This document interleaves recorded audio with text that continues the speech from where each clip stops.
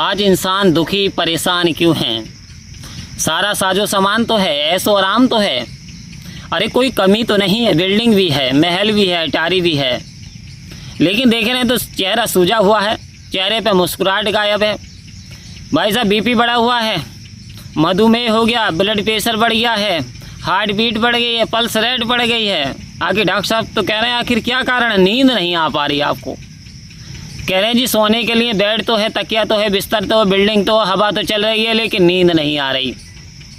दूसरी ओर other hand, एक बार एक राजा भ्रमण के लिए नगर की ओर चले तो रास्ते में देखते क्या हैं, एक व्यक्ति जो कि किसान था और वो किसान जो ज़मीन जुती हुई थी उन ढेलों के ऊपर सो रहा था। उसे बड़ी प्यारी नींद आ रही थी, बड़ी प्यारी नींद में सोया था। राजा देख करके आश्चर्य हो गया।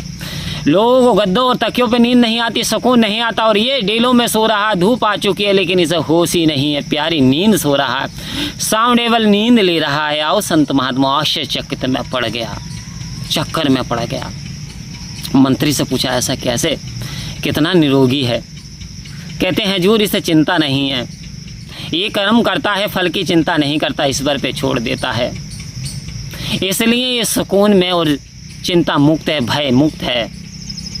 तो आओ संत महात्माओं, आज का इंसान परेशान है क्योंकि एक बात कही थी कबीरदास जी ने कि चाहा गई चिंता मिटी, मनवा बेपरवाह, जिसको कुछ नहीं चाहिए सोई तो शहंशाह। मनवा परवाह, जब मन किसी चीज़ की परवाह नहीं करता, पीड़ा नहीं उठाता, झमेले में नहीं पड़ता, तो मन फ्री आज़ाद हो जाता है।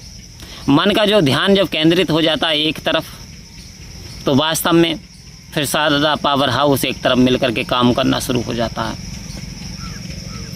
आज इंसान की चाहत की पूर्ति नहीं हो सकती, रोटी कपड़ा और मकान की पूर्ति तो हो सकती है, लेकिन ये हपस की खोपड़ी ना आज लो भरी है ना भरेगी, क्योंकि इंसान चला जाता है, काम वहीं रह जाता है, इंसान करते करते चला जाता है।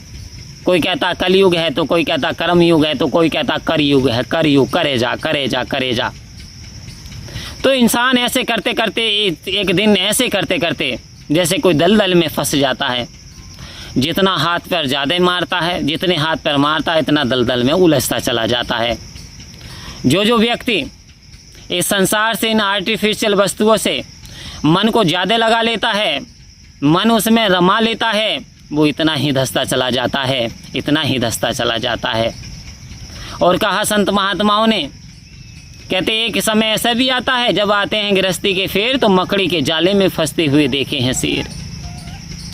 कहते हैं जब समय बुरा आता है, वक्त बुरा आता है, तो मकड़ी के जाले में शेर भी फंस जाते हैं। आओ संत महात्माओं, कहीं ये युक्ति आपने भी सुनी होगी। एक मकड़ी तो जाला आसान सा बुन देती है, लेकिन शेर कैसे फंस जाता है।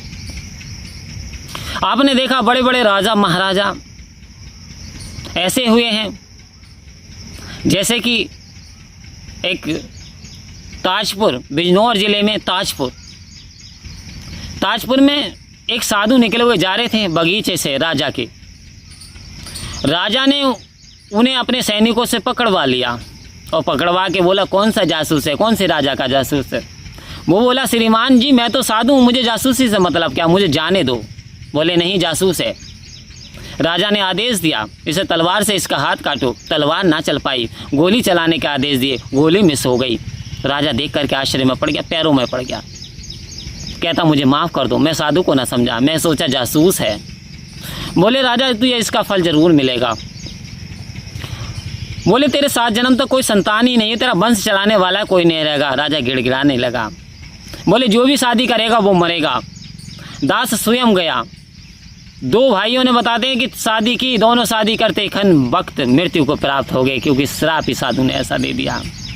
तीसरे व्यक्ति ने इंग्लैंड में पढ़ करके आया, अब वो शायद मृत्यु को प्राप्त हो गए होंगे, वो सारी जगह जो सरकारी हो गई होगी, क्योंकि ये जिला बिजनौर की बात है। आओ संत महात्माओं, तो उसे श्राप लगाओ, इसलिए उसने डर के मारे शादी नहीं की। तो कहा जो काम दवा से हो ना सके वो काम दुआ से होता है, और जब सच्चा मुर्शद मिलता है तो बात खुदा से होती है। संत महात्माओं, सच्चा मुर्शद मिल जाने की ज़रूरत है। आप किसी फ़कीर को, साधु को, संत को ना देवें, लेकिन दुत्कार ना लगाएं, उसे ताने ना मारें, उसे धक्का ना मारें, उसका आदर सम्मान नहीं कर सकते तो उसे गिराने का काम भी ना करें, इंसल्ट भी ना करें, क्योंकि ये साधु वेश में ना जाने किस रूप में आ जाते हैं भगवान। तो आओ संत महात्माओं, सतगुरु इस ओर इशारा दे रहे हैं, पल से पल में क्या हो जाए मानव तेरे शरीर का, कुछ पता नहीं तकदीर का।